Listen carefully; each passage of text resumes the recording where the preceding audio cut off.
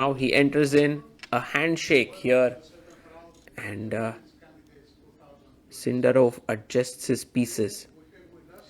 Anish has had a pretty decent event until now. He's on 50% with one loss to Pragnananda and one win against Andrei Esipenko and 4 draws. Meanwhile, we have Muhammad Al Mudaka, a Grandmaster and a very, very well known personality in the world of chess, the man behind a lot of events happening in Qatar.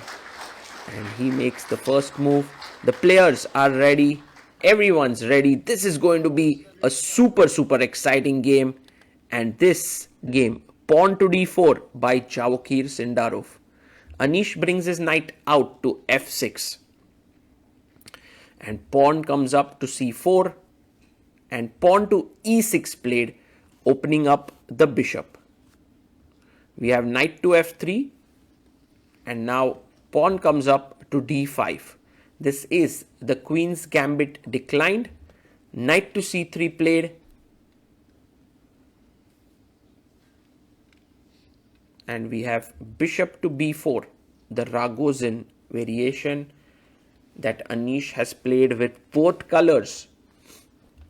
Sindarov goes for bishop g5. There are many different ways to play here, but he chooses bishop g5. h6, a question is asked to the bishop on g5. It takes on f6. And this, what Sindarov is going for, is supposed to be very solid.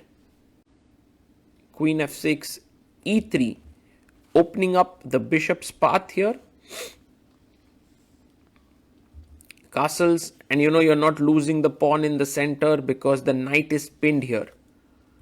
Javokhir plays rook c1. And Anish now takes the pawn on c4. Bishop takes c4. White seems to have a nice lead in development, but black has the bishop pair, which you shouldn't underestimate. Pawn to c5 played. Now castles here. And pawn takes on d4. Now knight takes d4 is maybe like a draw for, because after bd7 and knight c6, black equalizes without any difficulty. But knight e4 is a more fighting move. It's played many times. In fact, Anish himself played it against Gukesh at Vaikanze. Queen e7 takes with the pawn. Now you have an isolated pawn in the center, but black has to play carefully. Rook d8, bringing the rook in, attacking the pawn. Now a3 is played often, but Javokhir goes queen e2. He brings his queen away and lines it up against the black queen, so d5 could be in the air. Knight to c6, putting pressure on the pawn on d4. And here rook to d1, defending the pawn on d4. And Anish Giri goes bishop a5 to put pressure on the d4 pawn. Bishop to b5. The knight on c6 is under pressure. He goes bishop d7. And now knight jumps to c5. Attacking the pawn on b7 and also the bishop on d7. Anish quickly gets his bishop back to e8. And Javokhir pushes. And Anish instantly takes. Maybe a small error, because taking here makes so much more sense. And black is around equal. But in fact, after ed, queen e7, knight e7, now there's a fork with the rook and the bishop. That creates a lot of problems. He goes rook db8. And here Sindarov can play bishop a6. And he would have a very nagging edge. But he goes and picks up the bishop. And Anish, you could see his expression there. He was like, whew, thanks. That looks nice for me. Rook takes b5, taken. The knight is attacked. So is the pawn. The knight comes back, now blocking the path. But of course, Anish is going to play a5. Yeah, he pushes his pawn to a5. His idea is a4 and the b2 pawn is hanging. Sindarov defends the pawn on b2 with his rook. He wants to bring his knight to d4. a4 played.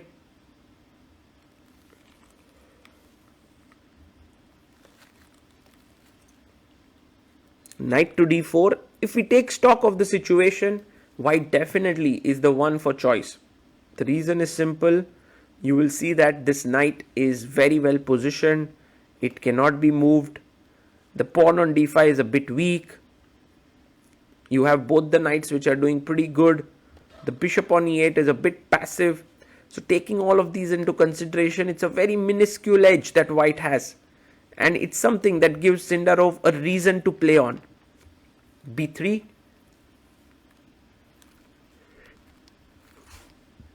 All of that said, Anish is an incredibly tenacious player.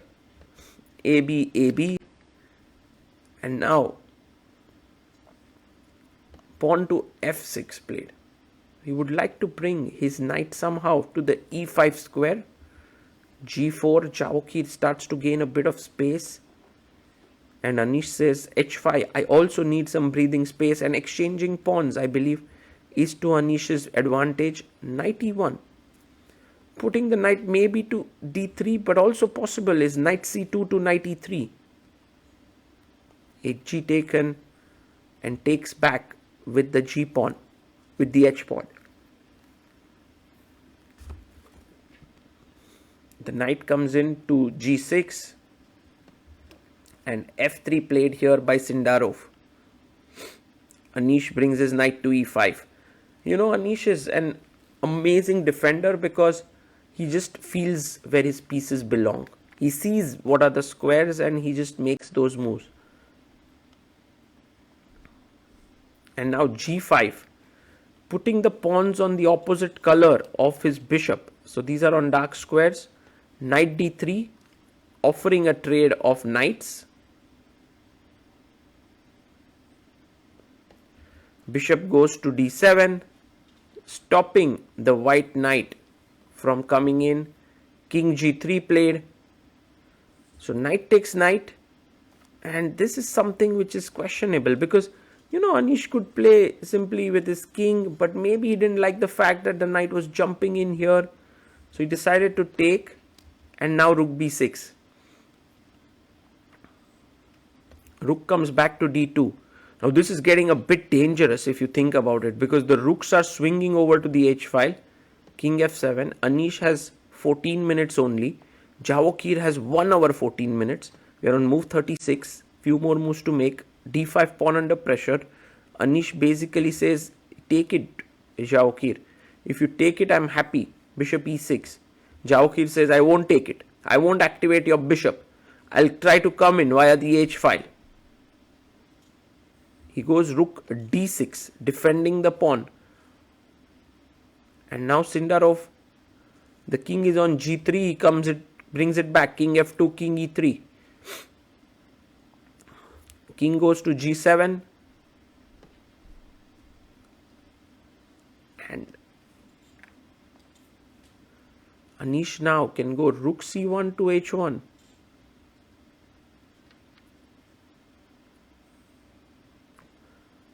I mean, Sindarov could have gone rook c1 to h1, but he goes rook a5. He wants to go here to a8 and maybe to h8. Rook b4 attacks the knight. The king comes in, defending the knight on d4. Rook b6 played. And now Sindarov can go back. Can maybe go to c2. There are too many options, but he takes the pawn. A mistake. And look at Anish's face there, because he now has 30 extra minutes to work this out. Bishop e6, beautiful move. If you take here, I take with a check and pick up this pawn. It's a draw. So he goes rook d8. Now very important, don't take with the bishop. Knight f5 is game over. It's a mate. But Anish is going for the rook. He's seen there's a draw. Rook takes b3. Very interesting move. Knight takes, rook takes. And now even if you block with the rook, I simply take, he goes to f2, because that would lead to another trade of rooks. Rook b2 check. And the thing to note here is that after king g3, rook takes rook, king takes rook, white has an extra exchange. But this position, beautifully, Anish has understood that it's a draw, it's a fortress here. That is the most amazing part. King e7 attacks the rook on d8, rook a8, king f7. Oh, he brings the king back. He doesn't make it. He plays now king f7. Check. King f8. King goes to f2.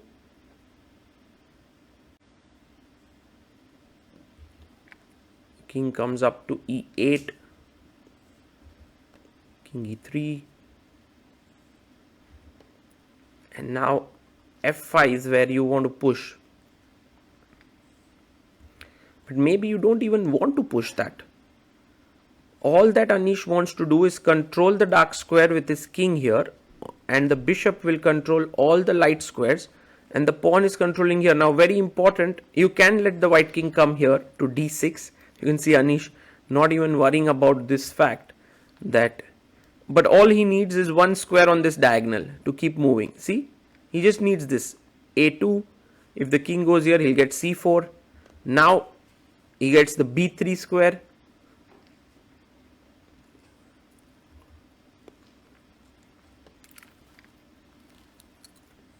It's a passive waiting defense, but it works perfectly. The only thing which you should not let happen is give the e7 square to the white king. That shouldn't happen at all costs. So if you give a check here, simply come up to f7. Now Javokhir tries to dominate this bishop, but simply bishop c4. There's just no way to dominate it. If you come and attack with the king, I go back.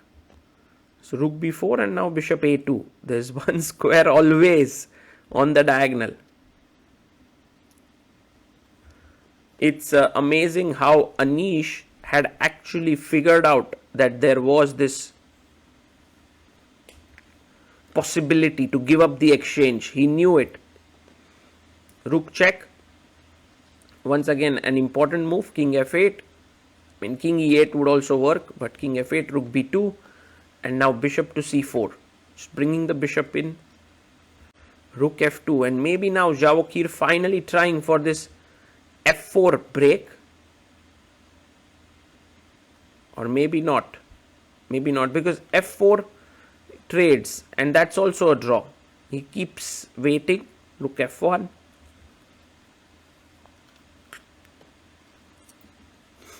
Kind of the first time that Javokhir has been unable to make progress in this tournament.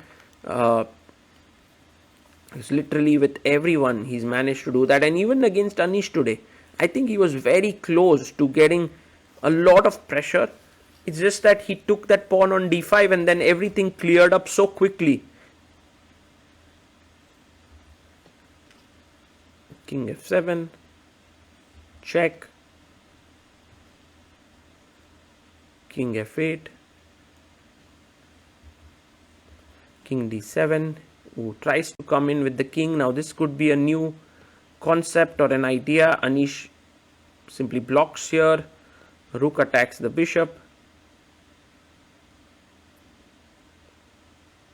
Bishop b3. And now rook to c5. He gives a check. King goes to c6. I wonder what Javokhir is trying actually. Maybe he's just trying to triangulate. He'll try something here. Rook f5. The bishop comes back to attack the rook.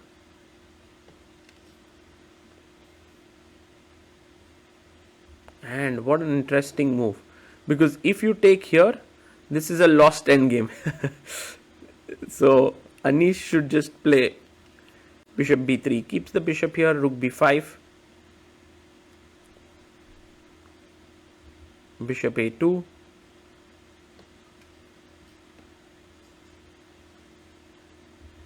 And now rook to b4.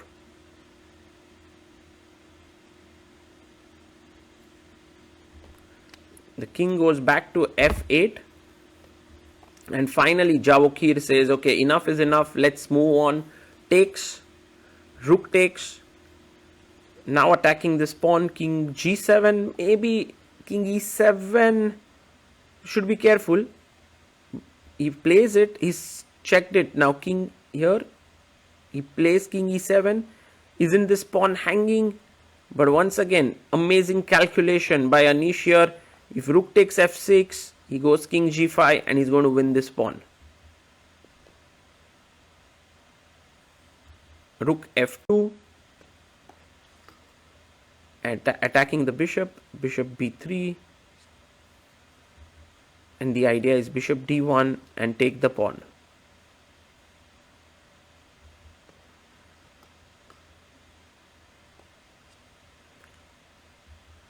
And rook versus bishop, well, you can try, but I don't think against a player like Anish you should. I mean, he is someone who has all the experience. You know that you just put your king on this corner, put the bishop here, and that's just a draw. King h, king e5, king h5. And Javokhir is like, okay, Anish, let's go and make a draw. What a game this was. Amazing game by both the players. It was truly where an unstoppable force of Javokhir met the immovable object of Anish Giri, who just did not let Javokhir pass through. And now Sindarov is on 6 points out of 7. He maintains his 1.5 point lead over the field.